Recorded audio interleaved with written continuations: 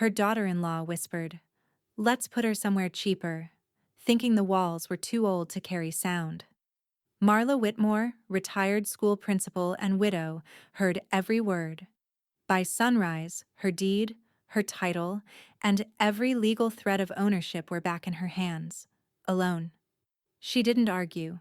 She documented. They thought she'd lost her grip. She was just tightening it. And when eviction day came, it wasn't her suitcase waiting on the porch. All right. Before we dive into this crazy story, do me a favor. Subscribe and tell us where you're watching from. The whisper came through the thin walls like a draft, soft, slicing, and deliberate. "It's time we put her somewhere cheaper," Lori said, her voice a low hiss of calculation. The kitchen clock ticked behind her words, steady and indifferent. Marla stopped halfway down the hallway, one hand resting on the faded oak trim. The night air carried the scent of coffee and burnt toast. Her son's laugh, that performative, managerial laugh, followed. "She won't even know it's happening," Brian murmured, the tone of a man who'd already made the decision, who just needed someone to nod and sign it. Marla stood still, barely breathing. Her heart didn't lurch. It steadied. She'd always believed that age didn't make people cruel. Comfort did, and her son had been comfortable for far too long. Ellie's door creaked upstairs. Marla looked up just in time to see her granddaughter peeking from the stairwell shadows, face pale, eyes wide with understanding. 17 years old and already fluent in the quiet language of betrayal. Their eyes met for a split second, a pact formed without sound. Lori's fork scraped the plate. "We'll say it's for her safety. She can't live alone, not at her age." Brian grunted agreement. "We'll find one of those assisted places. Maybe that Meadowbrook place by the freeway. I'll call tomorrow." Marla turned toward her room, slippers silent on the hardwood. Every step felt like she was walking backward through her own life, through PTA meetings and Sunday barbecues, through the mortgage she'd paid herself when Brian was still learning to tie his shoes. She reached her bedroom, closed the door quietly, and leaned against it until the soft click sealed her off from their voices. The lamp on her dresser cast a warm, amber circle. The rest of the room fell into shadows, safe, deliberate shadows. She crossed to her nightstand and opened the bottom drawer. Inside, tucked beneath folded scarves and a photo of her late husband, was the manila envelope she hadn't touched in 5 years. The original deed. Not a copy, not a transfer in progress. The real thing, notarized, signed, and perfectly legal. She pulled it out, the paper crisp and heavier than memory. Her husband had insisted she keep the house in her name. "You never know how people change when money's involved," he'd said. She had laughed then. She wasn't laughing now. Down the hall, Lori's voice rose, falsely sweet. "We'll tell her it's temporary, just a trial stay. You know how she hates confrontation." Marla smiled faintly. They really thought she'd go quietly. She sat on the edge of her bed, the deed spread across her lap, and ran her fingertips over the embossed seal. The sound of her breathing filled the room. A calm settled in. Not anger, not even sadness, but something colder. Clarity. On her nightstand, her reading glasses lay beside a stack of unopened mail. She slipped them on and examined each signature, each line of ownership. Her name, hers alone, sat in the rightful place. Her pulse slowed to a steady, deliberate rhythm. There were assisted living brochures scattered across the dresser, ones Lori had left out for ideas. Marla gathered them, stacked them neatly, and slid them into the wastebasket. The sound of the paper crumpling was oddly satisfying. Outside, the wind rattled the window pane. Somewhere in the living room, the television clicked on. Brian filling silence with noise again, as always. Lori laughed, high and hollow. Marla stood and drew the curtains shut. "Cheaper," she whispered to herself, tasting the word like a sour berry. They wanted cheaper. They wanted convenient. They wanted control. They had forgotten who held the key and who owned the lock. Her eyes drifted to the phone on her dresser. A single contact name hovered in her mind: Rosa Bell. Reliable, discreet, loyal. The kind of friend who didn't ask why until after she'd already made it happen. Marla picked up the phone, thumbed the screen awake, and hesitated. Not yet. Not tonight. Some things deserved the dignity of a dawn decision. Instead, she folded the deed carefully, slid it back into its envelope, and placed it atop the nightstand where she could see it. A quiet, paper promise. From the hallway came Ellie's voice. Soft, almost inaudible. Grandma. Marla turned the handle and opened the door just enough to see her granddaughter's tear-streaked face in the low light. I heard them too, Ellie whispered. Marla nodded once, calm and certain. Go to bed, sweetheart. Ellie hesitated. What are you gonna do? Marla looked past her, down the dim hallway where the kitchen light glowed like a stage set for lies. Her eyes hardened, sharp, deliberate. Something fair, she said. The girl swallowed and nodded. When Marla closed the door again, the quiet returned, heavier now, like the pause before a storm. She sat back down on the bed, staring at the envelope, the edges gleaming in lamplight. Then, with the smallest smile, one that didn't quite reach her eyes, she whispered to the room, "They think I won't even know it's happening." She reached for her phone, opened her contacts, and scrolled until she found Rosa's name. Her thumb hovered over call. Click. Morning came quietly, the kind of cold blue dawn that made the house feel like it was holding its breath. Marla sat at her kitchen table, a wool robe drawn tight, steam curling from her mug. The clock read 6:14 a.m. The house, for once, was hers again.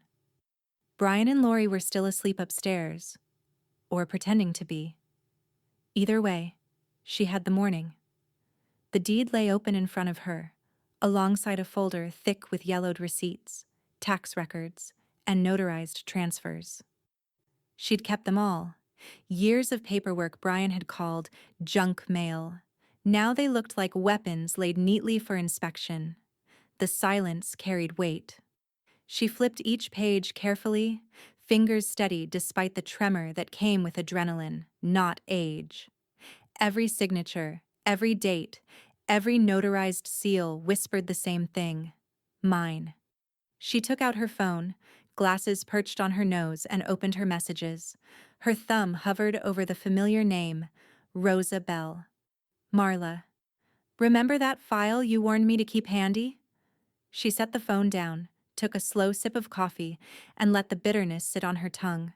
Through the kitchen window, the maple trees outside bowed in the wind, shedding red and gold across the lawn. A silent applause she didn't need but appreciated. The phone buzzed. Rosa, meet tomorrow. I'll bring pens. Marla's lips curved, not into a smile exactly, but something sharper. Rosa never wasted words. Upstairs, floorboards creaked, a door shut, then another. The familiar sounds of her son's morning routine, coffee grinding, shower running, the dull rhythm of entitlement in motion. She moved the papers into a clean, organized stack, slid them into a leather portfolio, and set it beside her purse. By the time Brian came downstairs, Ty half nodded. His tone had shifted into that patronizing calm he used when he thought he was being diplomatic. "Morning, Mom," he said, not meeting her eyes. "Lori and I were talking. Maybe later today we could look at some options online?" Marla didn't answer. She folded a newspaper, the movement precise. The front page headline about rising housing costs made her laugh quietly under her breath. He tried again, rubbing his neck. "We're just thinking ahead, that's all. You'd have your own space. Less worry." Marla looked up finally. "You're worried?" Brian's jaw tightened. "About you." The lie hovered between them, fragile and obvious. Marla said nothing, only turned her attention back to her coffee, and that silence, steady, grounded, sent him stumbling toward the door like a man who'd been told no in a language he didn't understand. When the front door shut, the house exhaled. A soft knock sounded at the hallway door. Ellie stepped in, wrapped in a flannel blanket, her hair still mussed from sleep. "You're up early?" she said. Her voice was tentative, but her eyes, those same gray-green eyes Marla saw in the mirror every morning, were clear. "Couldn't sleep." Marla gestured to the table. "Old papers. They needed sorting." Ellie glanced at the folders. "That looks like a lot of sorting." Marla smiled faintly. "It's all the proof I'll ever need." Ellie came closer, curiosity flickering. "Proof of what?" Marla met her gaze evenly. "That I'm not the one leaving." For a moment, neither spoke. The refrigerator hummed. Somewhere outside, a dog barked. Ellie nodded slowly, understanding more than she said. "Good," she whispered. Marla reached across the table and placed her hand over Ellie's. "You're not to say a word. Not yet." Ellie's chin lifted. "I won't. But Grandma, they're gonna lose it when they find out." Marla's eyes softened.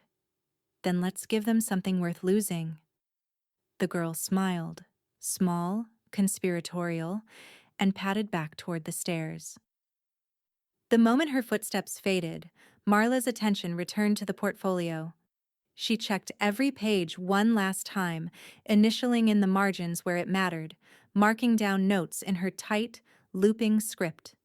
Deed, title chain, lien protection, county filing codes. Rosa would appreciate her precision. When she closed the folder, she didn't feel like a victim preparing for defense. She felt like a strategist refining an attack plan. Outside, the mail truck rattled by. She could almost hear the wheels crunch over the fallen leaves, steady and rhythmic. Marla looked around the kitchen, the table where she'd hosted birthdays, the window where her husband used to watch the sunrise, the home that carried every piece of her life. They thought they could take it from her. Her phone buzzed once more. Another message from Rosa. "Rosa, don't bring the old folder, bring everything." Marla's pulse quickened. She typed back, "Marla." "Understood." Then she turned off the phone, pressed her palm against the leather folder, and whispered into the still air, "Let's see who's really ready to move." A sudden thump from upstairs broke the calm. A drawer slammed, Laurie's voice sharp and rising, arguing with Brian about timing and her reaction. Marla didn't move.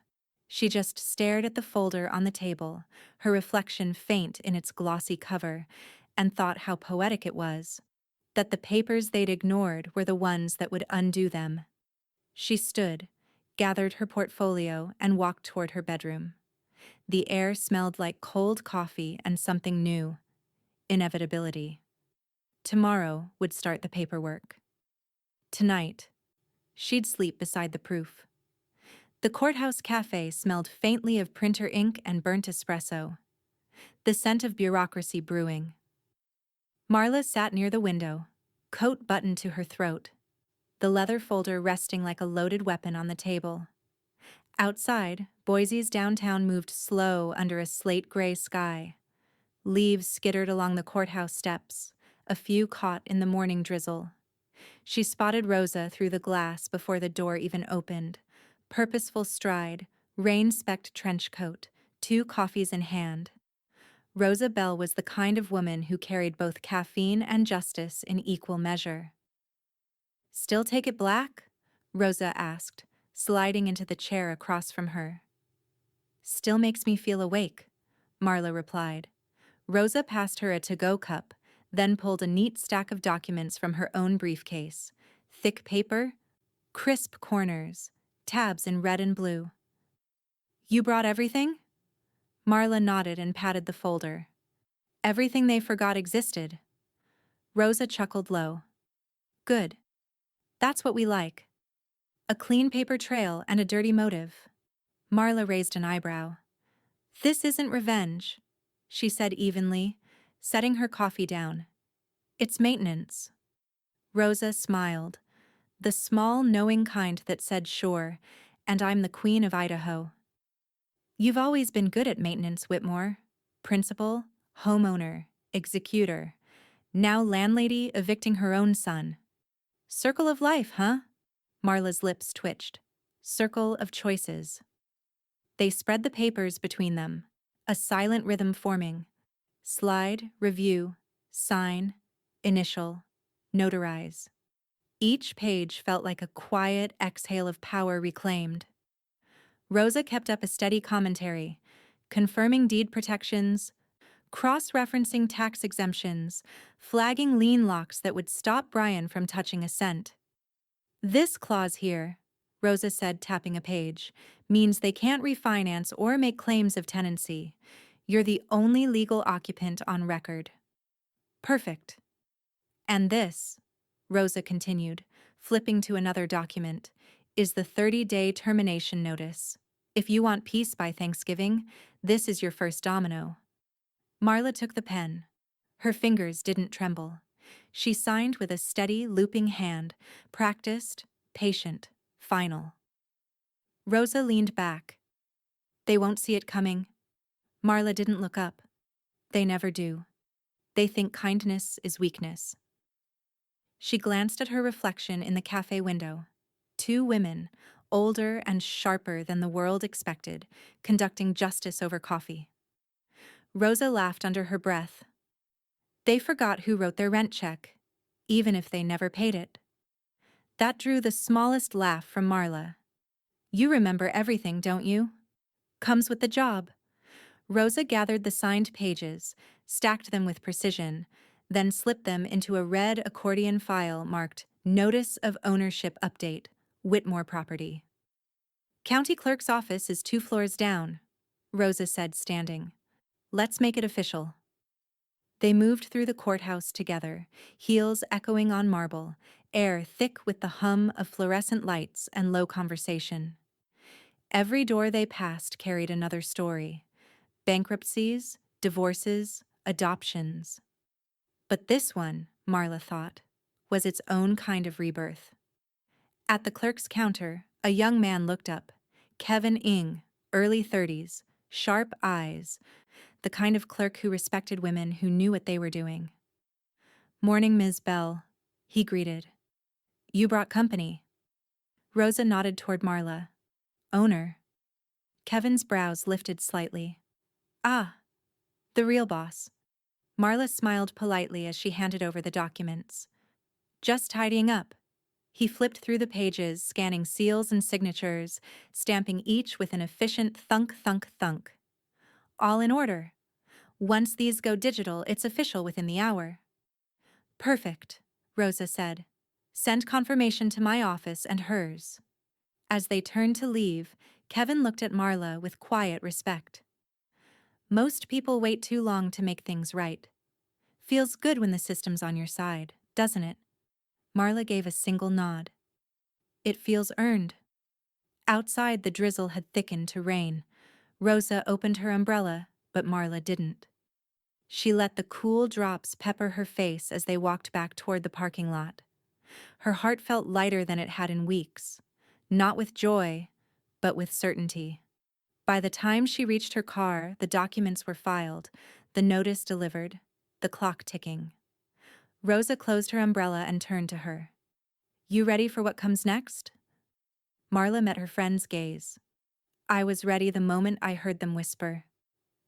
They stood there a beat longer, two silhouettes against the gray courthouse wall, rain turning the pavement dark and clean.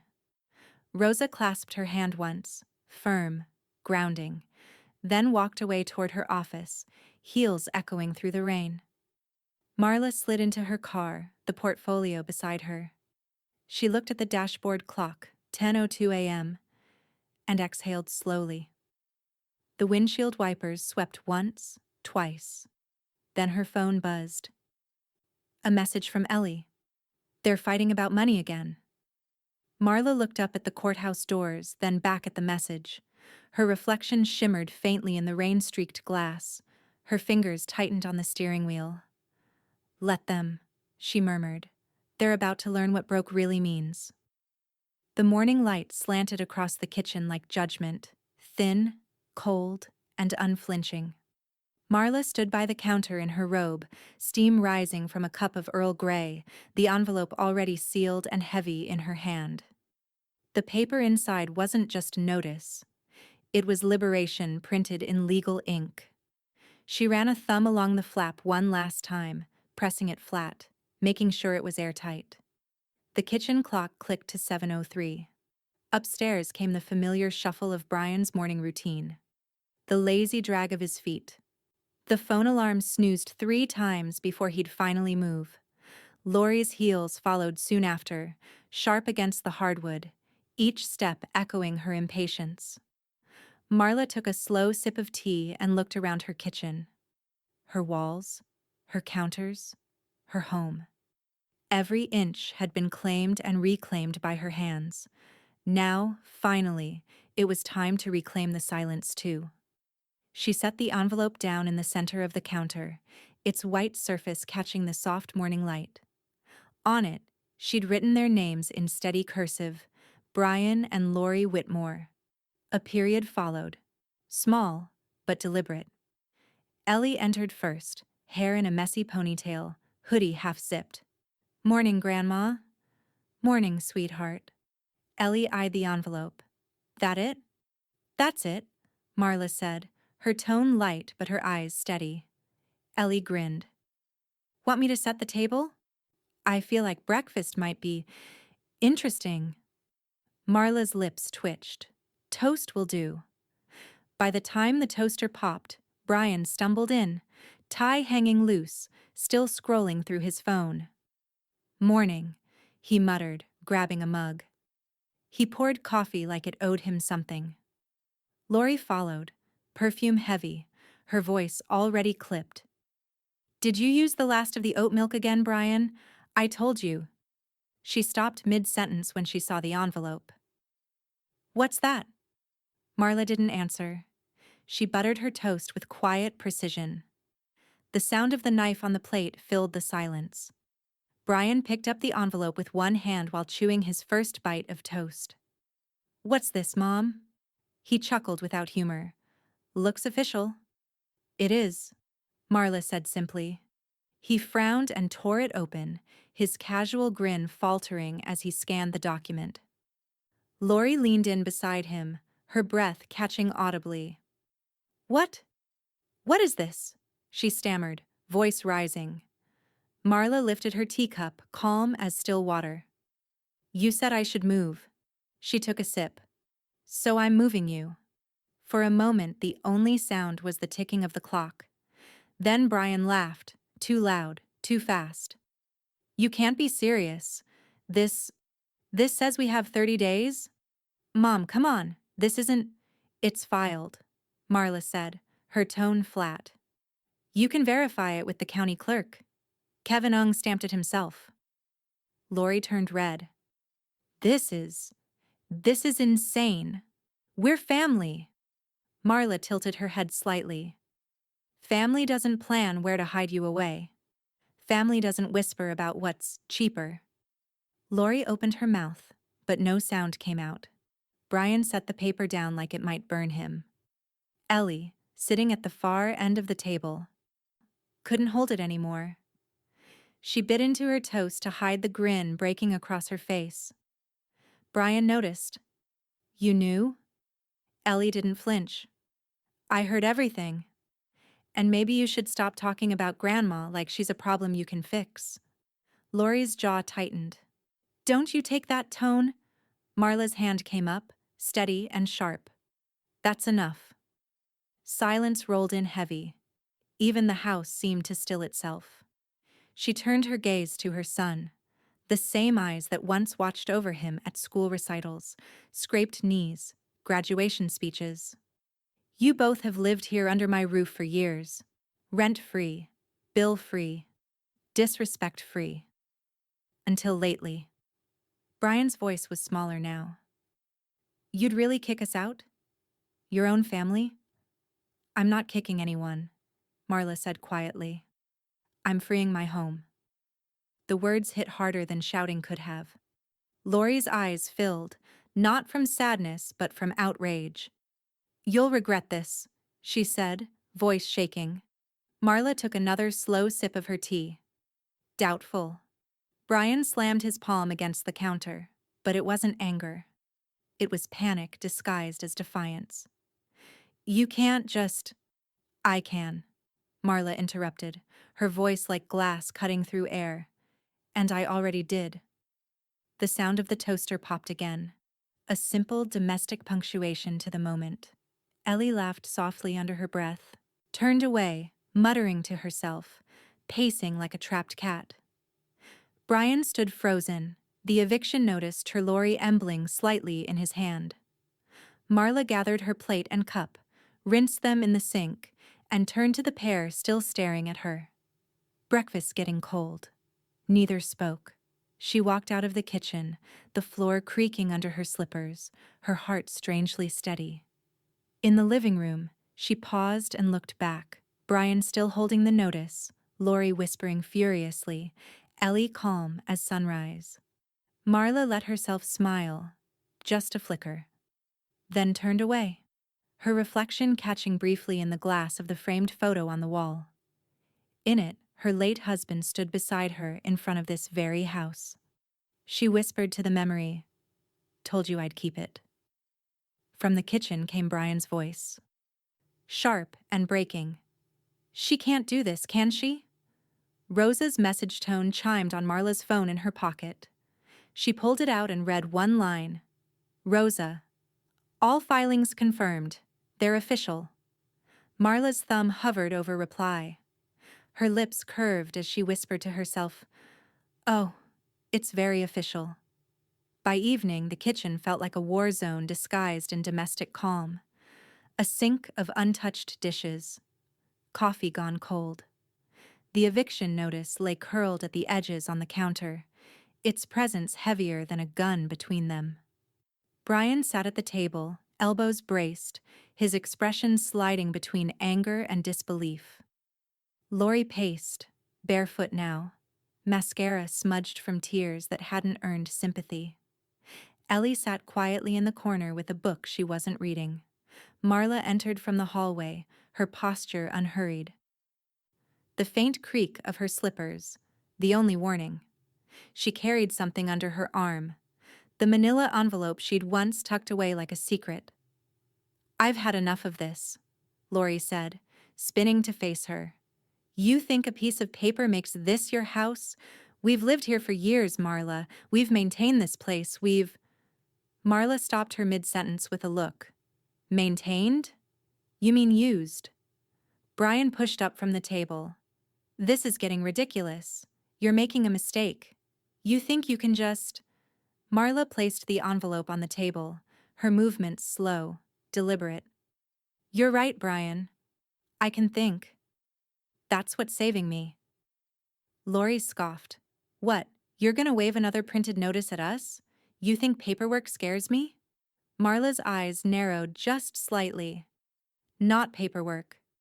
She slid the envelope open, pulling out a stack of cream-colored pages, their edges still crisp, their weight undeniable.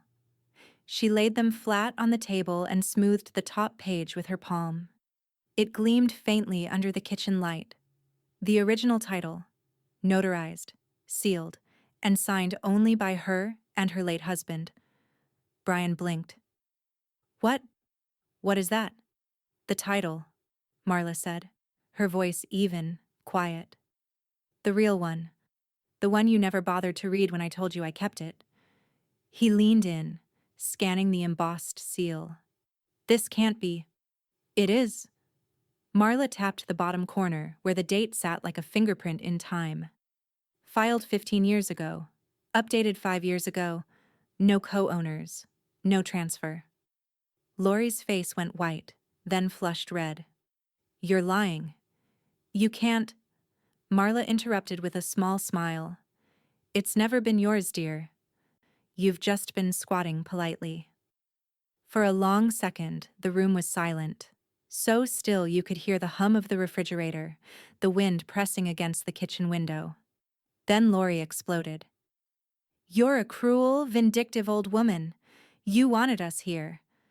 You said you needed help after Tom died." "I said I needed peace," Marla corrected, "and you mistook that for weakness." Lori's voice cracked. "We've spent money on this house. We improved it." "You redecorated," Marla said, tilting her head. "You hung curtains and called it ownership." Ellie couldn't suppress a small snort. Lori shot her a glare sharp enough to wound. Brian's jaw tightened.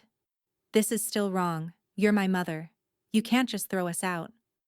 Marla met his stare with the kind of calm that comes from years of swallowing arguments until they turn to steel. "And you're my son. You can't just erase what your father and I built because you got tired of paying your own bills." He looked at her for a long time, something flickering in his expression. Maybe guilt, maybe shame, maybe just fear. Then it hardened. "You'll regret this." Marla folded the title back into its envelope. Doubtful. Brian's nostrils flared.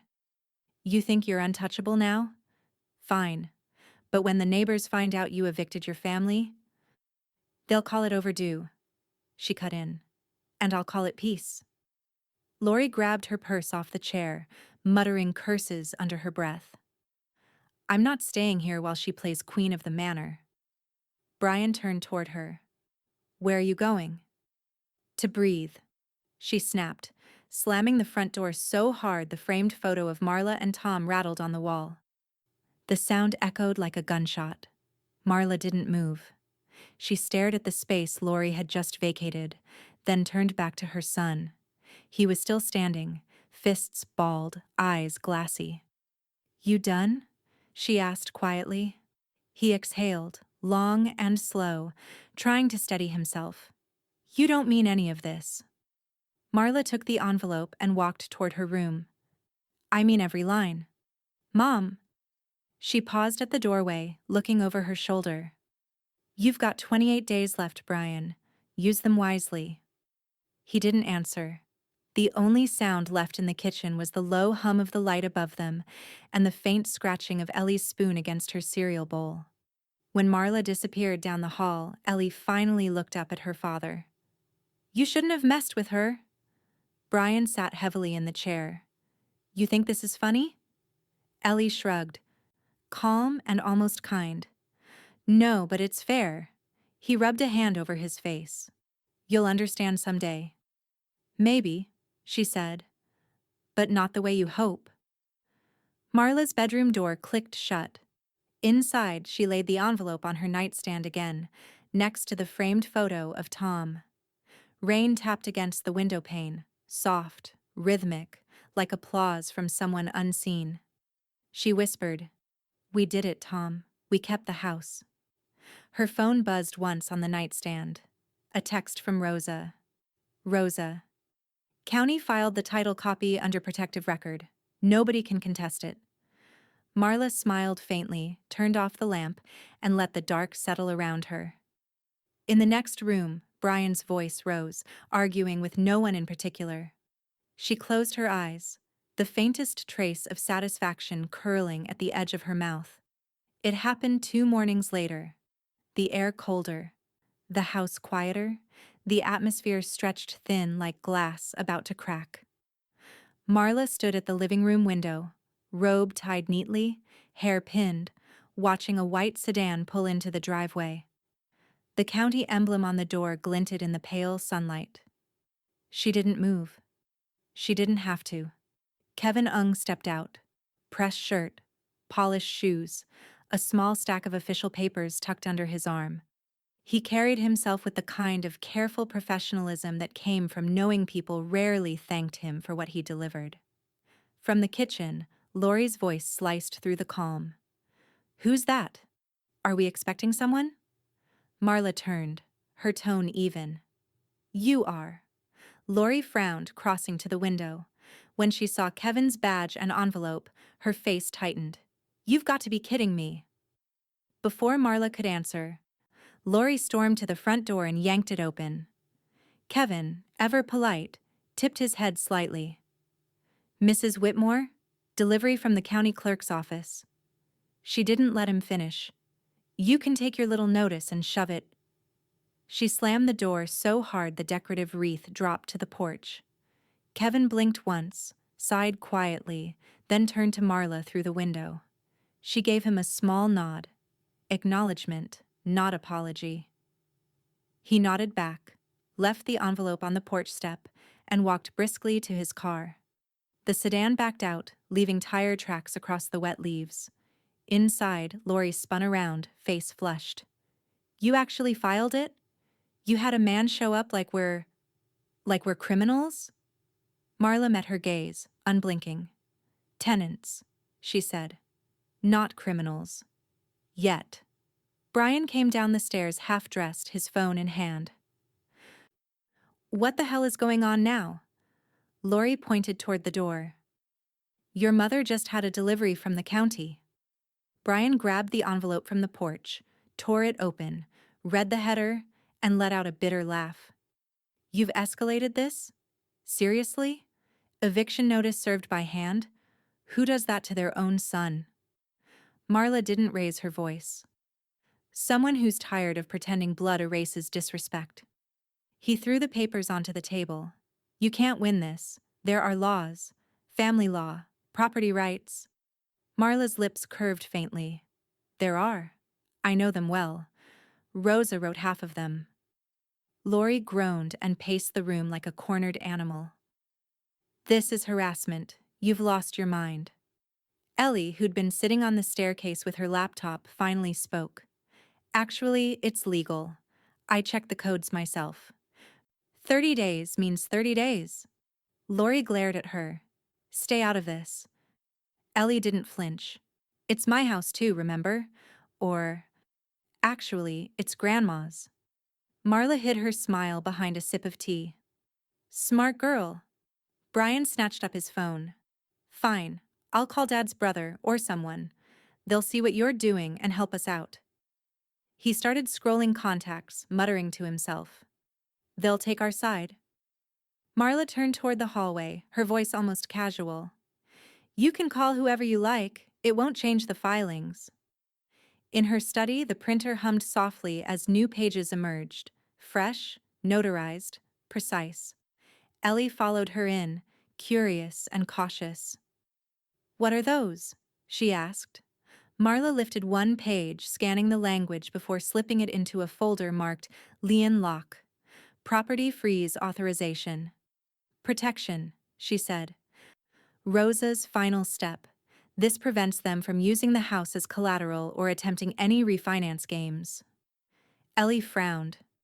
"People actually do that?" "People who get desperate," Marla replied. "And they're about to." She placed the documents into a large envelope addressed to Rosa's office and sealed it with a steady press of her hand. Behind them, Brian's voice carried faintly through the wall. Angry, pleading, then desperate again. She could make out fragments. "Mom's lost it. We'll be homeless. No, she can't. Legally." Followed by a long silence. Marla didn't go out to interrupt. She'd said her piece. Let him learn the lesson from the echo. Ellie leaned against the desk. "They're never going to forgive you for this." Marla looked up from her paperwork. "Forgiveness is for people who were wrong. I'm not." Ellie considered that, then nodded slowly. "You're really not scared, are you?" Marla smiled, the kind that comes from truth more than bravado. "Fear's for people who don't have proof." The printer beeped once, signaling completion. She shut it off, gathered the papers, and handed Ellie the sealed envelope. "Drop this off at Rosa's tomorrow, straight to her desk." Ellie took it with both hands, understanding the weight more than the words. "Yes, ma'am." That night, the house felt oddly balanced, tension meeting inevitability in the middle. Brian stayed locked in his room, phone buzzing with unanswered calls. Lori drank wine on the porch, muttering to herself about betrayal. Marla sat in her chair by the window, watching the porch light reflect off the glass of the eviction notice still taped to the door. A symbol. A promise. Her phone lit up with a message from Rosa. Rosa. Lien lock filed. County confirms. No refinancing, no ownership transfer. Ever. Marla typed back slowly, each word deliberate. Marla. Good. Let them try. She set the phone down, folded her hands in her lap, and exhaled. The rain had started again, soft, persistent, cleansing. From upstairs came Brian's muffled voice, angry and cracked. She called no one, not a single damn person. Marla closed her eyes, a calm smile forming. No, she hadn't. She didn't need to. Saturday morning broke sharp and cold, the kind of Idaho chill that cut straight through the window panes. Frost edged the porch railing, and the last of the autumn leaves plastered themselves against the lawn like half-hearted apologies. Marla was already up. She had been since dawn. The hardware store key jingled against her palm as she crossed the threshold with the locksmith, a soft-spoken man named Eddie who looked too young to be that efficient. His truck, parked by the curb, hummed quietly while his drill whirred through old brass. "Every door?" Eddie asked. "Everyone," Marla said. "Inside and out." He raised an eyebrow but didn't question it. "New codes too?" "Fresh start," she replied. He smiled. "You'd be surprised how often I hear that." While he worked, she moved from room to room, collecting the remnants of a household she no longer recognized. Brian's jacket tossed over a chair, Laurie's half-empty mug of yesterday's wine, a scatter of unopened bills addressed in her own name. Each item was evidence of how long she'd let them linger. Ellie hovered nearby, hoodie zipped to her chin, handing Eddie screws and holding doors steady when asked. Her quiet diligence made Marla's chest ache with something warm. Pride, maybe. When the last lock clicked into place, Eddie handed her a small bag with the new keys, each one tagged and labeled in crisp handwriting. "Change the alarm code too," he said. "No one's getting in unless you want them to." Marla smiled, folding the receipt neatly. Good. By the time Brian and Laurie returned that evening, the sun was gone, and the porch light cast long shadows across the driveway. Their voices reached the door before their hands did, bickering about groceries, rent, and the ungrateful old woman they lived with. The door didn't budge. Laurie jiggled the handle harder. "What the—" Brian frowned, tried his key, then looked down at it like it had betrayed him. "Did you change the locks?" he shouted, pounding once. Inside, Marla stirred her tea and let the sound roll through the house like a song she'd heard before and didn't care to hum along to. Ellie glanced at her from the kitchen table. "Want me to open it?" Marla shook her head. "Let them knock." When the pounding grew louder, she finally rose, her movements calm, deliberate. She opened the door halfway, chain still latched. "You're back early," she said. Brian's face was red from the cold. Or the fury. "You changed the locks on your own family." "On my own house," Marla corrected. Laurie shoved forward. "This is illegal. You can't just trap people outside." Marla unlatched the chain and opened the door fully, her expression unreadable.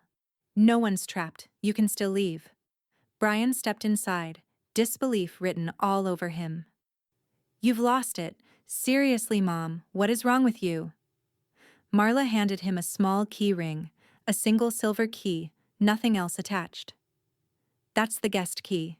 It works on the side door." "Only during daylight hours." Laurie snatched it from his hand. "Guest key? We live here." Marla's voice didn't rise. "You did. Now you're guests. Until you're gone."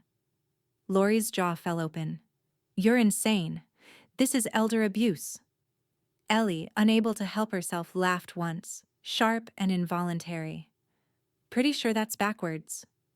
Laurie turned on her, eyes blazing. "Don't you dare." Marla stepped between them, her presence quiet but absolute. You abuse the elder, she said. I'm just fixing it. Silence swallowed the room. Even the hum of the refrigerator seemed to pause. Brian ran a hand through his hair. We can't live like this. You're right, Marla said. You can't. He stared at her, trying to read her face, searching for a crack in the armor that wasn't there. Lori slammed her bag onto the counter. I'm not playing along with this. I'm calling the police. Marla nodded. Tell them I secured my own property. They'll thank me for being proactive. Ellie stood now, stepping beside her grandmother. And if they ask who lives here legally, I'll show them the deed myself. Lori looked from one to the other, realizing for the first time how outnumbered she truly was. She grabbed her coat and stormed toward the door. You're both sick. You'll regret this when you're alone. The door slammed behind her, echoing through the quiet. Brian stood still for a long moment, breathing hard. You're pushing everyone away, he said finally. Marla turned toward him, the faintest tremor of sadness flickering, but only for a heartbeat. No, Brian, I'm letting them walk. He shook his head, grabbed his keys, and followed Lori out into the night. The house fell silent again. Ellie looked at the key ring still in Marla's hand, the one meant for her. Is there one for me? Marla smiled, reached into her pocket, and pulled out a single pink key on a simple chain. You made it? Ellie grinned. Had it cut yesterday. Thought you liked the color. Marla turned it in her palm, the metal catching the light like something new and precious. I do. She looked toward the door where Brian and Lori had just disappeared, then back to her granddaughter. Lock up, would you? Ellie turned the new deadbolt with a soft, satisfying click. Outside, the motion sensor light blinked on, then off. Inside, peace returned like a tide, but as Marla set her teacup down, a cold wind slipped through the chimney, rattling the flue. A warning, maybe, or a whisper. She looked toward the dark window and murmured, Let's see how long peace lasts. The following Monday, Boise woke under a pale, unforgiving sky, the kind that flattened every color into the same shade of resignation. Brian parked his truck outside a nondescript strip mall office wedged between a nail salon and a payday loan store. The hand-painted sign read, L. Dugan, Attorney at Law, Family and Property Claims. It looked like the kind of place you went when hope was already on sale. He sat for a long minute before getting out, knuckles white on the steering wheel. Lori had insisted he come. Someone has to put her in her place, she'd said. She can't just evict her own son.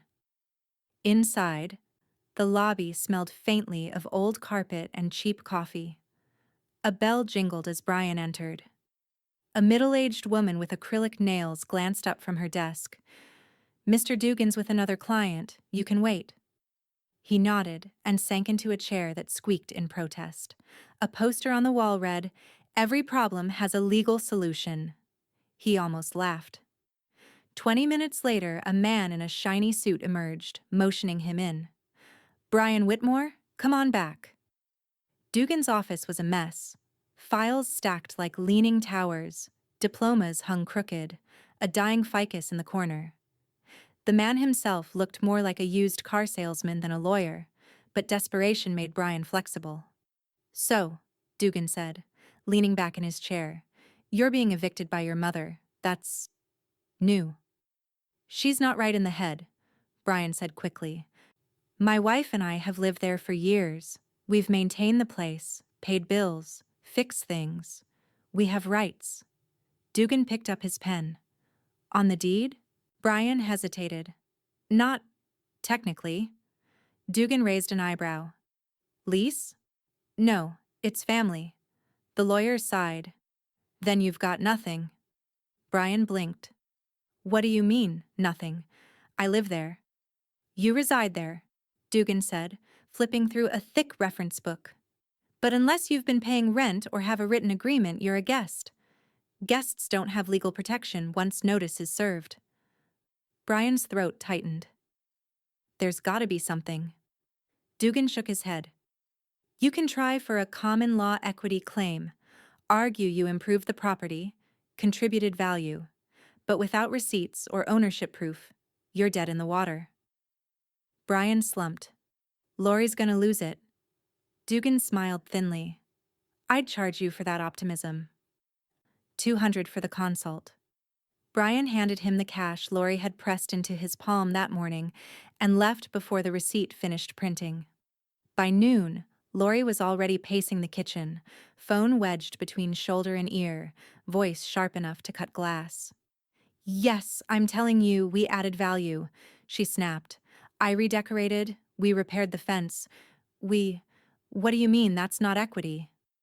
Her tone faltered as the lawyer on the other end explained things she didn't want to hear. She hung up mid-sentence and hurled the phone onto the counter. Ellie, sitting at the table with her laptop, didn't look up. Bad news? Lori glared. You're enjoying this, aren't you? I'm enjoying honesty, Ellie said. We could use more of it around here. Before Lori could answer, the sound of tires crunching gravel broke the silence. A mail carrier walked briskly up the steps and slipped a thick, certified envelope through the slot. Lori tore it open without checking the return address. The sight of Rosa Bell's letterhead made her stomach drop. The message was brief, clinical, and lethal. Notice: any claims of equitable or possessory interest are hereby denied per recorded title and lien documentation on file. All actions to contest ownership will be met with counter-litigation for harassment and false claim filing. Rosa M. Bell, Esq. Lori crumpled the letter in her fist. That witch, she hissed. Ellie raised an eyebrow. She's thorough. Lori turned her fury toward Marla, who was just entering from the hallway, calm as a judge. You had your little lawyer send us threats now? They're reminders, Marla said, setting a grocery bag on the counter. That's how adults handle business. Brian walked in, face drawn. We met with someone. He said there's no legal way to stop this. Marla nodded once. You paid for that advice? His silence was answer enough. She poured herself coffee, unbothered. Then it's money well spent. Lori slammed the crumpled letter onto the counter. You enjoy this, don't you? Marla didn't look up. I enjoy progress. That afternoon, across town, Kevin Ung updated the court file.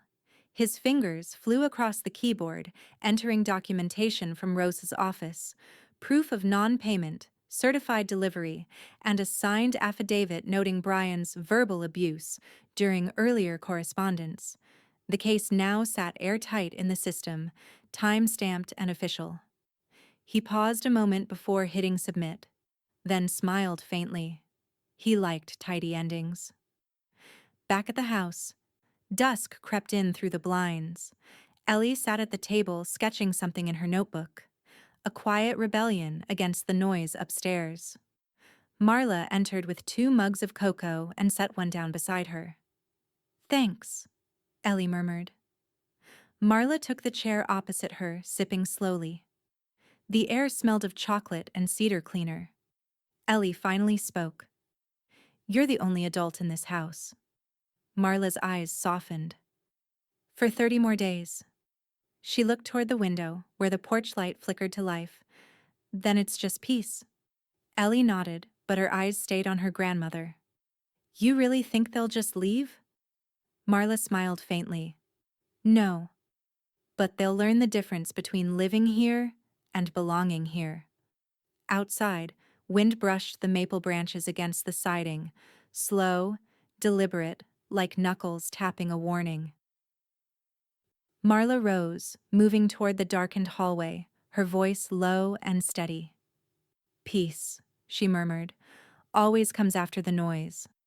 Snow fell for the first time that winter.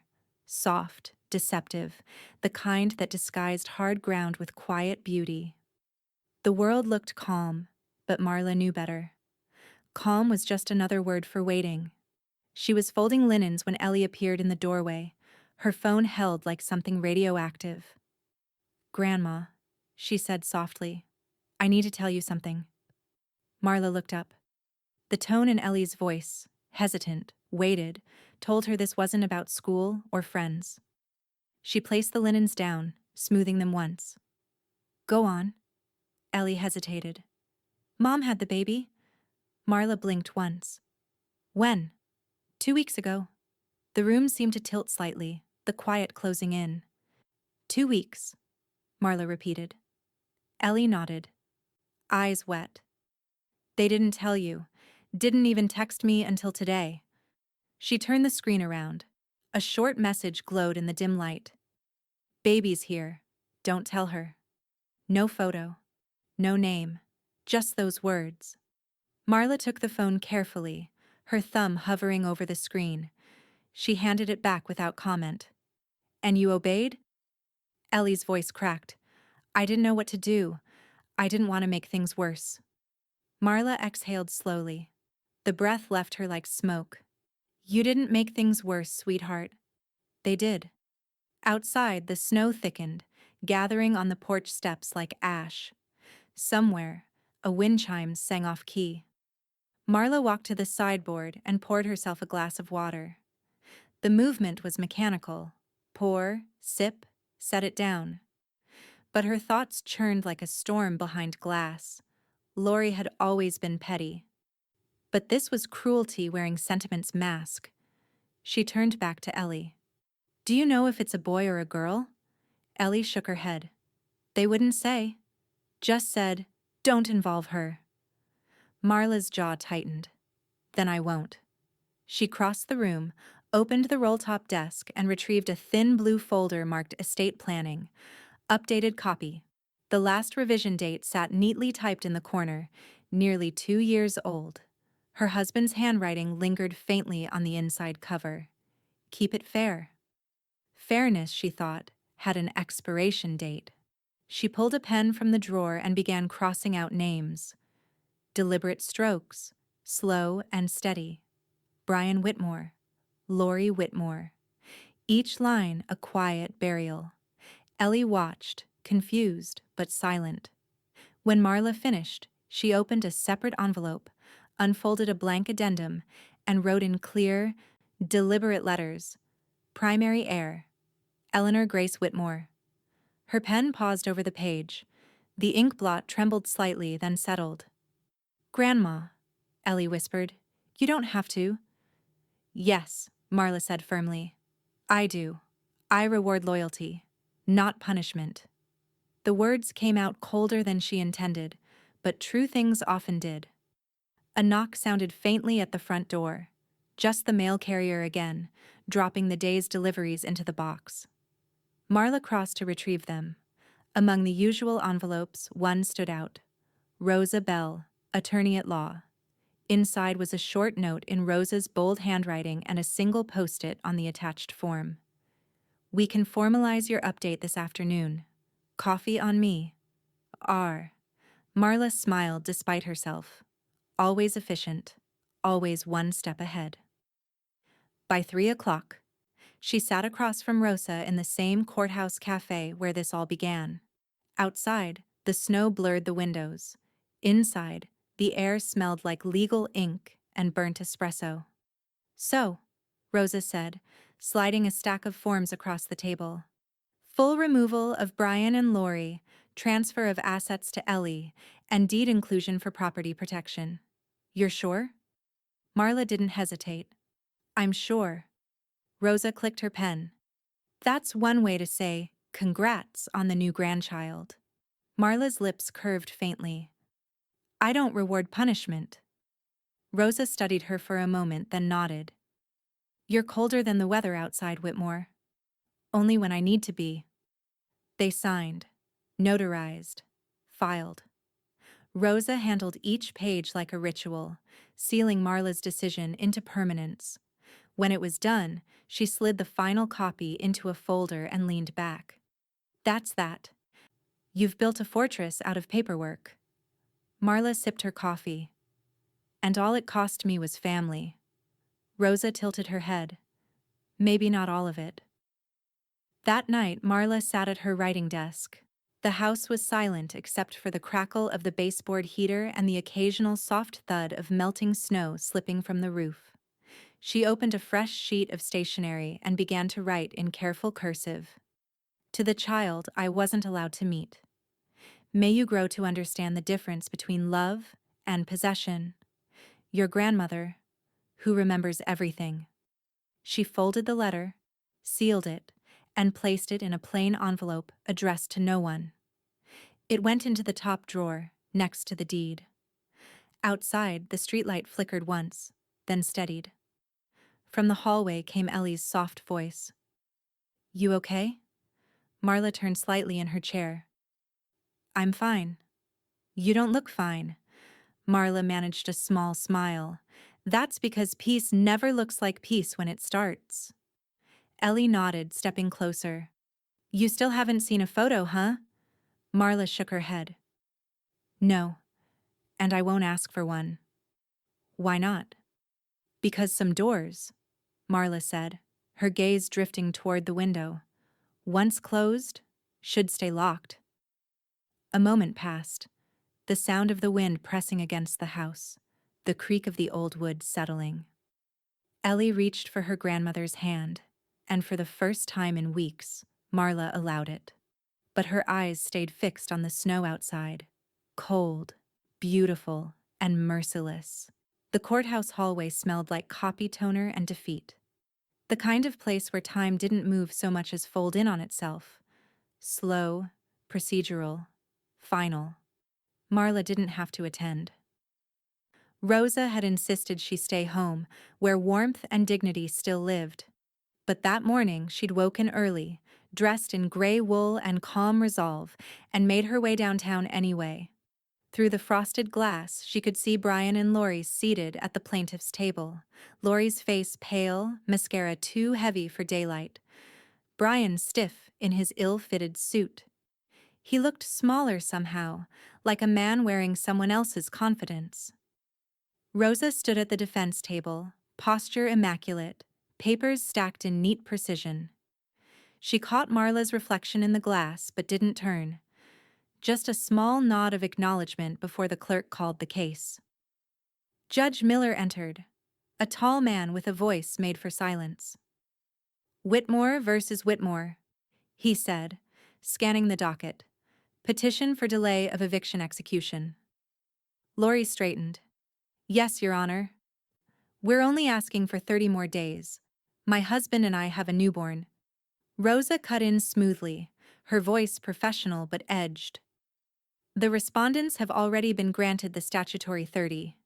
They've paid no rent, contributed no maintenance, and have made no effort to vacate. The judge adjusted his glasses. Mrs. Whitmore? He nodded toward Lori. Are you currently paying utilities or mortgage? Lori stammered. No, but... Rosa slid a document forward. Your Honor, Exhibit C, utility statements in the owner's name, paid in full by my client. Exhibit D, mortgage confirmation from Boise State Credit Union. The judge took a long breath, the sound heavy in the quiet courtroom. It seems the property owner has been more than patient. Lori's composure cracked. She's my mother-in-law. Not a legal defense, Rosa replied without missing a beat. Marla watched the exchange through the glass, her reflection superimposed over the courtroom, like a ghost haunting her own story. She didn't smile, not once. When the gavel fell 15 minutes later, the echo carried like a door slamming shut on the past. Petition for delay denied, the judge said. Eviction stands. Brian's shoulders dropped. Lori pressed her hand to her forehead, as if the decision itself were an insult. Rosa gathered her papers neatly, turned, and for a brief second, their eyes met through the glass door. Rosa mouthed one word. Done. Back home, Marla printed out a fresh calendar on crisp white paper. 30 squares, each representing a day between judgment and independence. She pinned it to the kitchen corkboard and wrote in careful script across the top. Countdown to independence. Ellie appeared beside her, holding a small tin of colored pencils. "Can I do it with you?" Marla smiled. "Every night before bed, one box each." They started that evening, Ellie shading the first square in soft pink, Marla the second in steady blue. Two colors, one rhythm. "Feels like an advent calendar," Ellie said. Marla chuckled. "Except this time, we're not waiting for a savior." Each day passed with a new shade. Each night brought quieter meals, fewer words. Lori had stopped coming downstairs. Brian spent hours on the porch, phone pressed to his ear, calling everyone who'd ever owed him sympathy. One afternoon, Marla overheard him on the phone with his cousin. "We have nowhere to go," he said, his voice cracking just enough to make it real. "She's serious. She changed the locks, the codes, everything." Marla stepped into the doorway. "You're right," she said evenly. "I am serious." He hung up fast, eyes wild. "You don't have to be this cruel." Marla folded her arms. "Cruel would have been letting you keep pretending this was yours." Lori appeared behind him, wrapped in a blanket, eyes red. "We have a baby now," she said, voice trembling. Marla didn't soften. "Then you'd better start walking. The street isn't far." The words landed like frost, quiet, deadly, irreversible. Lori's chin quivered. "You're heartless." "No," Marla said, her tone low. "I'm finished." She turned away, leaving them in the doorway, the winter air creeping in behind them like a warning. That night, Ellie colored another box on the calendar, a deep violet square marking day 18. "She's crying on the porch again," Ellie said softly. "I know." "You don't care?" Marla didn't answer right away. She stared at the paper squares, at the growing patchwork of control returning one shade at a time. "I care," she said finally, "but not enough to forget." Ellie nodded, pressing her pencil into the next box, filling it with a bright yellow sunburst. "We're getting close." Marla smiled faintly, close enough to taste it. From the window she could see Lori sitting on the porch steps, face buried in her hands, the eviction notice pinned to the door above her like scripture. The baby's cry carried faintly through the open car window, thin, cold, distant. Marla closed the curtain. Inside, the kitchen clock ticked toward a midnight, steady as judgment. She turned to Ellie. "Go on up, sweetheart. What about you?" "I'll stay here a little longer." When Ellie disappeared upstairs, Marla stood alone in the kitchen.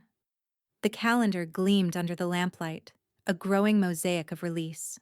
She picked up a blue pencil and shaded the next day early, her hand firm, her heart steady. Outside, Lori's muffled sobs drifted through the dark. Marla whispered to herself, 20 days left. Then, softer, almost tenderly. And then, silence. The week before the deadline, the house stopped pretending to be a home. Boxes appeared in the hallway like gravestones, half filled, half forgotten. Drawers yawned open. Closets stood stripped. The air smelled of cardboard and resentment. Every sound was amplified. The drag of tape across a box, the snap of plastic, the brittle silence between Brian and Lori when neither could bear to speak first. Marla watched from the kitchen doorway, arms folded, eyes steady. The eviction date glowed on her wall calendar, circled in firm blue ink. 10 days left. Brian knelt in the living room, shoving shirts into a trash bag instead of a suitcase.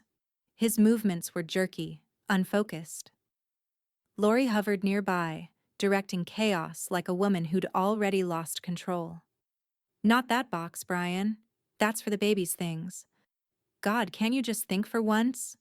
He threw the bag down, voice low but trembling. "We shouldn't even have to be doing this." Marla didn't move from the doorway. "And yet you are." Lori turned sharply. "Don't you have anything better to do than watch us suffer?" Marla took a small step forward. "Just documenting." She lifted her phone. snapped a quiet photo of the scratched bathroom door visible from the hall, a long, splintered crack running down the center where Brian had kicked it last night. "You can't be serious," he muttered. "You're taking pictures?" "For the records," Marla said calmly. "Rosa will file for property damage in the morning." Brian laughed once, humorless, ragged. "Petty to the end." Marla didn't rise to it. She only looked around the half-emptied living room, the space that used to hold birthdays and Christmas mornings, and said softly, "No, just thorough." By afternoon, the noise shifted from anger to exhaustion. Boxes stacked unevenly by the door, toys half-packed, kitchen drawers still clattering with utensils they'd never owned. Ellie joined Marla in the hallway, sleeves rolled up, rubber gloves on. "Want me to start upstairs?" "Start with the guest room," Marla said. "Once they're gone, I'll have the locks rechecked." Ellie nodded, tying her hair back. "This feels weird." "It'll feel less weird when it's over," Marla replied. She looked around the room, the dust motes swirling in slanted light. "One room at a time, one breath at a time, that's how we do it." Together they worked in quiet efficiency, wiping down walls, vacuuming carpets, restoring small corners of sanity. Every sweep of the broom, every folded towel felt like reclaiming something sacred. From outside, the sound of Laurie's voice broke through the open window, shrill, performative. "She's throwing us out!" Laurie shouted into her phone. "Her own family. Can you believe this?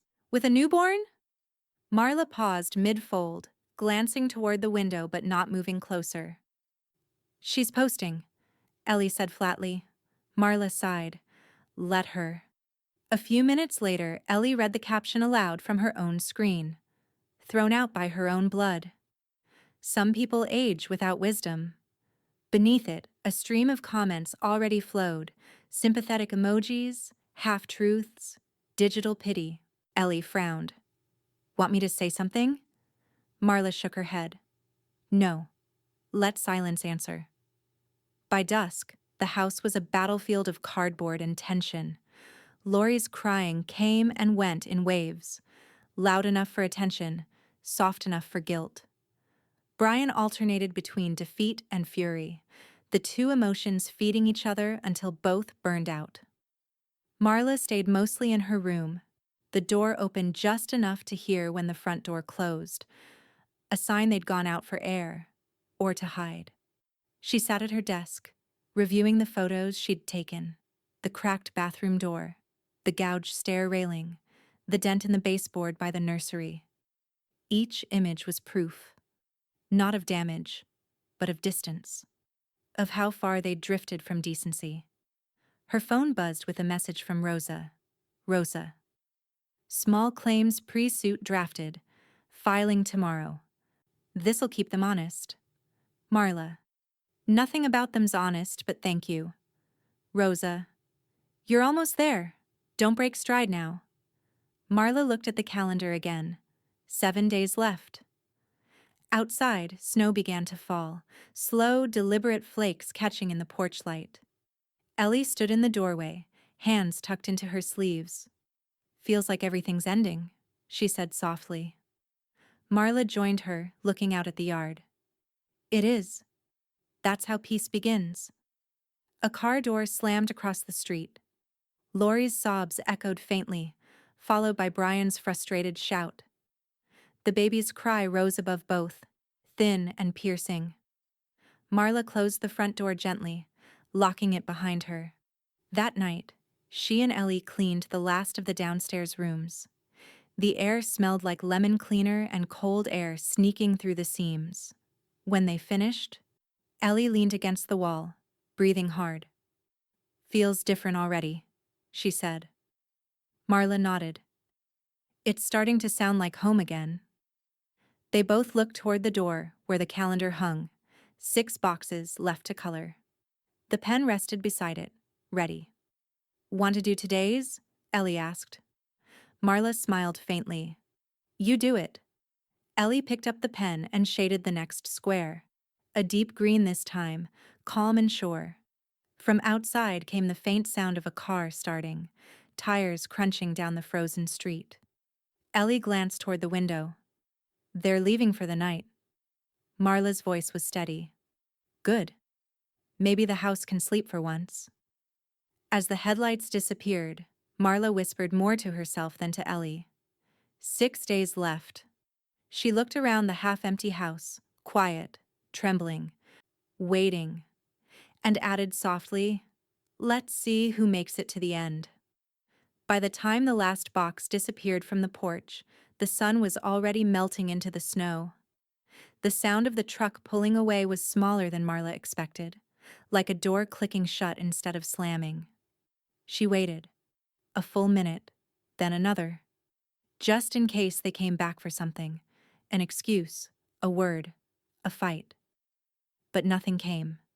No footsteps. No voices. Only the faint hum of the furnace and the wind against the eaves. The house was finally empty. Marla stepped into the hallway, her slippers brushing across the wood floor. The air inside felt lighter, untouched. Dust still clung to the corners, and a few nails jutted from the walls where their framed photos once hung, but the weight, the constant, invisible weight, was gone. She walked room by room, like an inspector returning to a property after years of occupation. The living room first. Empty shelves, the faint outline of furniture pressed into the carpet. She ran her hand over the mantel, sweeping away a fine film of dust and memory. The kitchen next. Clean counters, cabinets half open. She opened one and found a single chipped mug left behind, the one that read, "Fush one, Mom." She studied it for a long moment, then placed it in the trash without ceremony. Upstairs, Ellie followed quietly, her footsteps softer, hesitant. The air smelled faintly of lemon cleaner and winter air sneaking through cracked windows. They paused in the nursery. Bare walls, a lonely rocking chair that didn't belong to anyone anymore. Marla let her fingertips brush the windowsill, cold and smooth. "It smells like it used to," Ellie said, voice low. Marla nodded, eyes tracing the sunlight spilling through the blinds. "Because it belongs to someone who earned it." Ellie smiled faintly. "It really does feel different now." Marla turned toward her, the expression on her face equal parts relief and ache. "Freedom usually does." They walked back downstairs together. The calendar still hung by the door, every square filled, the final day shaded in gold. Marla stared at it for a long moment before unpinning it from the corkboard. She folded it carefully and tucked it into a drawer. "Keep it," Ellie said softly. "Proof you finished." Marla gave her a look that could have been mistaken for amusement if it weren't so tired. "I don't need proof. I have the quiet." That afternoon, Rosa stopped by. She didn't knock, just let herself in, as if the house already recognized her authority. She carried a folder under one arm and 2 coffees in a cardboard tray. "Smells clean," Rosa said, stepping inside. "It is." Rosa handed her one of the cups. "I filed the final title protections this morning. Ownership lock, digital verification, lien freeze. Even if Brian tried to blink in this direction, the system would block him." Marla took a sip. "Perfect." Rosa's eyes swept the room. "You've done it. All of it." Marla smiled faintly. "And I didn't raise my voice once." Rosa grinned. "Terrifying and admirable. You should teach a class."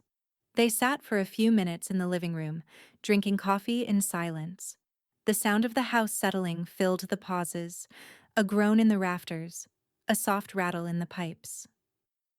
"Feels empty," Rosa said finally. Marla looked around. "Feels right." Rosa opened her folder and placed a single sheet on the coffee table. "This is the final confirmation. Clerk's office has closed the case. Eviction completed, uncontested." Kevin processed it himself. Marla ran a finger along the line of text, stopping at the bold words. "Owner. Marla Whitmore. Occupants. None. Uncontested. She repeated quietly. I like that word. Rosa smiled, standing. I'll leave you to your peace. As she turned to go, Marla caught her sleeve gently. Rosa. Her friend paused. Thank you. Rosa squeezed her hand once. You already paid me. Not for this. Rosa gave her a look, soft, knowing, and left without another word. As twilight settled, Marla and Ellie worked together in slow rhythm, lighting candles, fluffing pillows, sweeping the last remnants of someone else's chaos from the corners. The house exhaled with them, breathing easier. When they finally sat down on the couch, the quiet was so complete it almost startled them. Ellie tucked her legs beneath her. So, what now? Marla looked toward the front window. The streetlight outside flickered on, washing the snow in a gentle orange glow. Now, she said, we live like the house deserves. Ellie nodded, leaning her head on her grandmother's shoulder. For a long time, neither spoke. Then, as if on cue, Marla's phone buzzed on the table. A message from Kevin Einger's Kevin. Filed and final. You're free, Mrs. Whitmore. Marla typed back, slowly, deliberately. Marla. Then peace begins tonight. She set the phone down, her eyes drifting toward the window where snow continued to fall. Soft, soundless, unbothered. Ellie whispered, It's really over. Marla smiled, her voice barely a breath. Almost. The wind pressed against the house, a low moan threading through the eaves. Somewhere far off, a door slammed, a sound too distant to matter.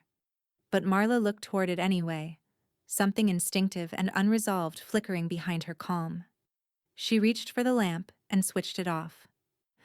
Darkness wrapped the house she had taken back. The morning light cut across Marla's study like a clean incision, sharp, bright, and uncompromising. For the first time in months, the house didn't feel like a place under siege. It felt lived in. The framed copy of the certified deed sat propped against the wall, still waiting for its final home. The paper inside gleamed under glass, embossed seal, raised lettering, her name sitting alone and unchallenged at the bottom. Marla J. Whitmore, sole owner. She'd spent a quiet hour the night before polishing the frame herself, the same way she used to shine the principal's nameplate on her old desk. Old habits, the ones rooted in dignity, were the hardest to lose. Now she stood back, hammer in hand, eyeing the perfect spot above her writing desk. The nail sank in cleanly. The frame clicked into place with one soft, certain sound. She stepped away and looked at it. Really looked at it. The reflection of her face in the glass was calm, older, and infinitely freer. Behind her, the smell of something sweet drifted from the kitchen. Grandma? Ellie's voice carried down the hallway. You're not allowed to come in here for 5 more minutes. Marla smiled. Should I be concerned? Maybe a little, Ellie said, laughing. When she finally emerged, flour dusted her cheeks, and a slightly lopsided cake sat proudly on the counter. Thick white frosting, a crooked chocolate inscription scrawled across the top. To the real homeowner. Marla stopped in the doorway, one hand pressed to her chest. You made this? Ellie grinned. I even used the expensive butter. Rosa said today's official. You deserve something sweet. Marla chuckled softly. I'll make an exception. They sat together at the table, sunlight warming the kitchen. Ellie sliced the first piece and slid it across to her grandmother. It's funny, Ellie said. I thought winning would feel louder. Marla took a slow bite. Victory shouldn't need to shout. They ate in companionable silence, just the faint hum of the refrigerator and the snow melting outside the window. Then the doorbell rang. Marla exchanged a knowing glance with Ellie. That'll be Rosa. Sure enough, Rosa Bell stood on the porch, cheeks flushed from the cold, a heavy envelope tucked under her arm. "Congratulations, homeowner," she said, stepping in. "You've made it through hell, and your wallpaper's still intact." Marla laughed softly. "That's because I have standards." Rosa set the envelope down on the counter and tapped it once. "Bonus delivery. Something the court forwarded to my office this morning." Marla raised an eyebrow. "What kind of bonus?" Rosa's grin was sly. "The kind that comes with receipts." She opened the envelope and slid out a USB drive and a transcript. Apparently, Kevin, bless his procedural heart, discovered this while digitizing the case archive. A voicemail Lori left on your home answering machine the week before she tried filing for the delay. Ellie's eyes widened. "Wait. What?" Rosa handed Marla the transcript, folded neatly in half. "Read the first line." Marla's eyes moved slowly over the words. "She's not going to fight us. We'll make it look like concern. Say it's for her safety. Once she's out, we sell the house. Get rid of her before she gets clever." The next few lines blurred together. Fragments of Lori's voice, Brian's agreement, the brittle laughter of people mistaking malice for strategy. Ellie gasped. "She actually said that?" Rosa nodded. "Recorded and time-stamped. It's enough to prove malicious intent if they ever tried anything again. Consider it insurance, poetic and legal." Marla folded the transcript carefully, sliding it back into the envelope. "And I thought peace couldn't get quieter." Rosa smiled. "You going to keep it?" Marla nodded once. "Filed away. Just in case." She crossed to her desk, opened the drawer where the deed copies were stored, and tucked the envelope beside them. Not as a trophy, but as evidence of closure. Rosa reached into her coat pocket and pulled out a small white envelope stamped with the Boise County seal. "One last piece of paperwork," she said, "straight from Judge Miller's desk." Marla took it, breaking the seal carefully. Inside was a single page titled "Final Judgment of Ownership." Beneath the legal language, one sentence stood out in bold print. "All rights, claims, and interests to the property at 414 Birch Avenue are hereby vested solely in Marla J. Whitmore. Case closed." For the first time since it all began, Marla felt her throat tighten. She traced the words with her fingertip, the weight of months collapsing into a single moment of stillness. Rosa noticed the shift in her expression. "You all right?" Marla swallowed, then smiled faintly. "Better than all right." Ellie leaned close, resting her chin in her hands. "You didn't just win, Grandma." Marla looked up, meeting her granddaughter's steady gaze. Ellie's voice softened. "You owned it." The words hit deeper than either expected. Outside, a breeze stirred the snow on the porch, sending a faint shimmer through the window light. Rosa stood, pulling her gloves back on. "I'll leave you two to celebrate. Try not to let that cake go to waste." "Never," Marla said. When the door shut behind Rosa, the house was quiet again, not empty this time, just settled. Marla turned toward the framed deed above her desk. The late afternoon sun caught it just right, the glass flashing gold for an instant, almost alive. "Looks good there," Ellie said softly. Marla nodded. "It's not for decoration, it's for remembering." She paused, eyes on her name, then whispered, "For him too." Ellie tilted her head. "Grandpa?" Marla smiled. "He would have liked the symmetry." From outside came the faint sound of a car slowing at the curb. A low idle, then silence. Ellie frowned. "Grandma." Marla looked toward the window, her reflection caught beneath the shining deed. "Probably nothing," she said. But the sound of tires crunching snow lingered longer than it should have. The snow was gone by March, leaving the porch damp and smelling faintly of thawed wood and memory. Marla sat with her coffee and a crossword puzzle, a light cardigan wrapped around her shoulders, her reading glasses slipping halfway down her nose. For the first time in years, she didn't have to listen for footsteps behind her. The house didn't creak with someone else's impatience. The air felt open again, lighter, honest. A robin landed on the porch rail, bold as confession. Marla tore a corner from her crossword page and crumbled it beside the seed tray. "Help yourself," she said softly. "You've earned it." The bird tilted its head, then began to peck. Across the yard, the neighbor's wind chime clinked lazily in the breeze. She liked that sound now. It used to irritate her. Too whimsical, too intrusive. But these days, anything that wasn't shouting sounded like music. She took another sip of coffee and circled a word. Sanctuary. 6 letters. Fit perfectly. A familiar car pulled into the driveway, scattering a pair of mourning doves from the walkway. Rosa's navy sedan. Marla smiled before Rosa even got out. She could recognize that confident door slam anywhere.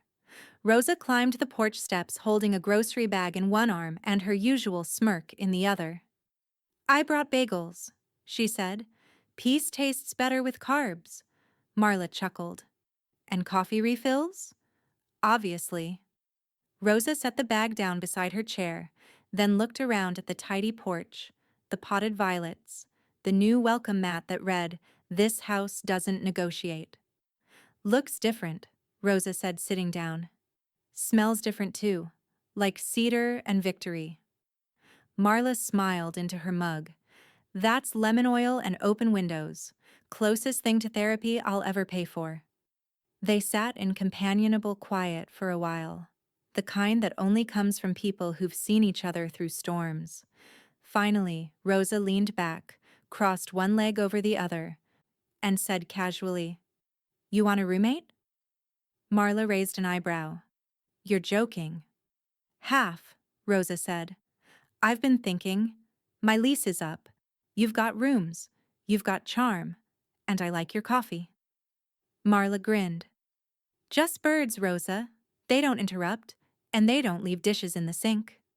"Ah, yes," Rosa said, lifting her cup. "Birds. The ideal tenants." Marla smiled, eyes softening. "Exactly." They both laughed quietly, the easy kind of laughter that came only after the hard years were behind them. That evening, Ellie came over, her backpack slung over one shoulder, laptop tucked under her arm. The smell of soup greeted her from the doorway. Real soup, not something reheated from a can. "Smells amazing," Ellie said, kicking off her shoes. "Chicken and rice," Marla replied. "Comfort in a pot." Ellie dropped her bag at the kitchen table and pulled out her laptop. "Mind if I work here? I've got 3 college essays to edit and 0 motivation to do them alone." Marla ladled soup into 2 bowls. "You can work here any time. Just don't ask me to proofread anything with slang." Ellie grinned. "Deal." The house hummed with quiet purpose, the clink of spoons, the muted clatter of keys as Ellie typed. The radiator hissed softly, filling the silence between words. "You ever get lonely?" Ellie asked without looking up. Marla paused, ladle hovering over the pot. "Sometimes," she admitted, "but not the kind that hurts, the kind that tells you you've finally got room to think." Ellie nodded thoughtfully, still typing. "I like it here. It feels safe." Marla smiled. "That's the idea." They ate together, steam curling between them like punctuation marks in a story that had found its rhythm again. Later, after Ellie had settled in with her college essays, Rosa stopped back by with a bottle of red wine. "For celebration," she said, waving it like a flag. "I figured you might not have toasted your own victory yet." Marla laughed. "If I start drinking at my age, I'll fall asleep before the second glass." Rosa poured anyway. Then one ceremonial. They clinked glasses in the living room, the glow from the fireplace soft and golden against the framed deed above Marla's desk. "To peace," Rosa said. "To earning it," Marla replied. Rosa took a slow sip. Feels strange, doesn't it? When there's nothing left to fight? Marla looked toward Ellie in the kitchen, head bent over her keyboard. There's always something left to build. Rosa smiled. That's why you won. Later that night, the house was quiet again. Ellie's soft typing drifted from the kitchen. Rosa had gone home. The dishes were stacked neatly in the drying rack. Marla sat by the window with a fresh cup of tea, her crossword folded beside her. The wind outside was gentle, carrying the faint sound of laughter from a neighbor's porch. She closed her eyes for a moment and let it wash through her. For the first time in years, she didn't feel like she had to defend anything. She didn't have to listen for whispers behind closed doors. She had bought her peace. Not with money, but with patience. With proof. A soft ping sounded on her phone. A message from an unknown number. Brian. Hope you're happy. You got what you wanted. Marla read it twice, then set the phone face down without replying. Outside, the robin from that morning had returned to the porch rail. Feathers puffed against the cool night. Marla smiled, murmuring to herself, "Yes, I did." She turned off the lamp, leaving the glow from the fireplace dancing across the framed deed. The shadows shifted, gentle and content. Except for one that moved differently, stretching just beyond the porch. A pair of headlights flickered once across the yard, then vanished down the street. Marla sipped her tea and stared into the dark, her calm unbroken. But her eyes, sharp and knowing, didn't leave the window. The morning broke with the faint hiss of rain on the porch roof. Not a storm, just the kind of drizzle that made the whole world look like it was still waking up. The air smelled like wet asphalt and pine needles. Marla's mug steamed beside her crossword, but she wasn't reading today. Her phone buzzed once, lighting up the table beside her. She didn't rush to check it. Peace had its own pace now. When she finally reached for it, the message preview was short, desperate, and already tired. Brian. We're at the Pinecrest Motel, $123 a night. I hope you're happy. Marla stared at the screen for a moment, thumb hovering over the reply box. Then she pressed the button that turned it dark again. No response. Ellie padded in from the kitchen, hair loose, sweatshirt oversized. She set down 2 slices of toast and glanced at the phone. He texted? Marla nodded once. No anger, no triumph. Just acknowledgement. What did he say? Marla's voice was quiet. Exactly what I expected. Ellie reached for the phone, read the message, then looked up at her grandmother. Want me to handle it? Marla hesitated, then pushed the phone across the table. Go ahead. Ellie tapped twice, opened the message thread, and with a calm that mirrored Marla's own, deleted it. She placed the phone back, face down. Done. Marla sipped her coffee. Efficient. Therapeutic, Ellie said with a small grin. Outside, the rain slowed to a mist. A pair of robins hopped along the porch rail, feathers slick and shining. Marla reached for the little tin of seed she kept on the side table and scattered a few kernels near the edge. They keep coming back, she murmured. They trust you, Ellie said. They know who feeds them. Marla smiled. Unlike some. Ellie laughed softly, then turned towards the front window. You've seen the notice, right? Marla raised an eyebrow. Notice. Ellie pulled out her phone again and turned the screen toward her. A photo from the town's community board filled it. A yellow paper pinned among garage sale flyers and church bulletins. The headline printed in bold, Eviction finalized. Whitmore family removed from family home, Boise County Court. Underneath, a few details about the case, dry, procedural, public record, followed by a small grainy photo of the house. Someone posted it last night, Ellie said. People are talking. Marla took the phone, studied the photo for a long time. The irony wasn't lost on her. The same neighbors who'd whispered about her moving into a cheaper place were now whispering about the son who couldn't afford his pride.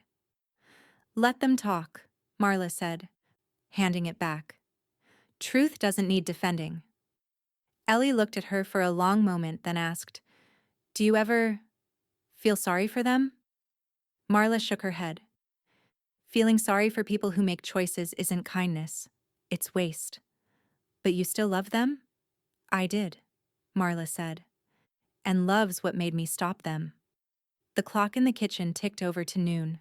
The house felt full, not of noise or people, but of calm that finally had room to stretch. Ellie leaned back in her chair, her laptop still open to a blank essay document. "I think you're the only person I know who won something without shouting about it." Marla smiled faintly. "I had time to learn how silence works." They spent the afternoon quietly, Ellie typing, Marla cleaning the porch. She scrubbed the railings until the wood gleamed again, restoring the rhythm of her hands to something she could own. At 3 o'clock, Rosa stopped by, umbrella dripping, holding a stack of mail. "Came through my office by mistake," she said, shaking off rain. "Thought I'd save you the walk." Marla flipped through the envelopes, one electric bill, two junk mailers, and one brown letter marked "Case Closure Confirmation." She smiled. "Good to see the county finally catches up." Rosa winked. "They always do. Just not as gracefully as you." When Rosa left, Marla stood for a long while on the porch, watching the street. The rain had cleared. Across the road, puddles reflected the sky, and a few sparrows hopped between them like tiny survivors. Ellie joined her, leaning against the railing. "It's quiet again." "It'll stay that way," Marla said. They stood in silence for another moment, the kind that filled rather than emptied. Then Ellie asked softly, "Do you miss them?" Marla's eyes stayed on the street, the empty stretch of asphalt leading toward the highway, toward that cheap motel she could picture without trying, the glow of its flickering vacancy sign, the smell of stale carpet, the sound of regret behind a thin wall. Her answer came slow, deliberate. "I miss who they pretended to be." Ellie nodded, not pressing further. The wind lifted, brushing against the porch chimes. One of the robins hopped closer, fearless now, pecking at a stray crumb by Marla's foot. She looked down at the bird and smiled. Small, proud, and utterly free. "They whispered about putting me somewhere cheaper," Marla said, her voice steady and clear. She looked out at the quiet street, the rain-soaked world that finally belonged to her again. "So I put them somewhere pricier. The street." The robin flitted away into the sunlight, leaving the air still and clean.